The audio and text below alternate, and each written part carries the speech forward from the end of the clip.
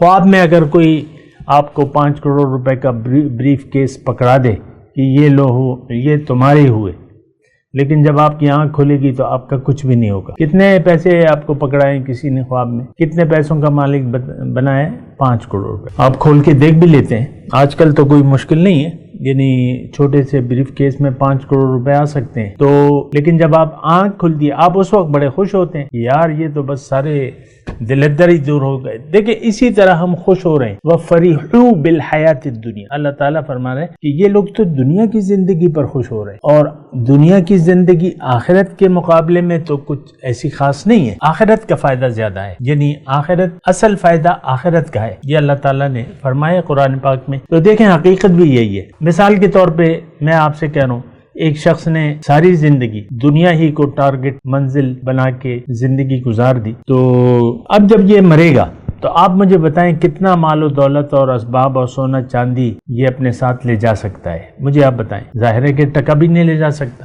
تو ایسی چیز جو آپ کی ہے نہیں، آپ اس پہ اطراء کیوں رہے ہیں؟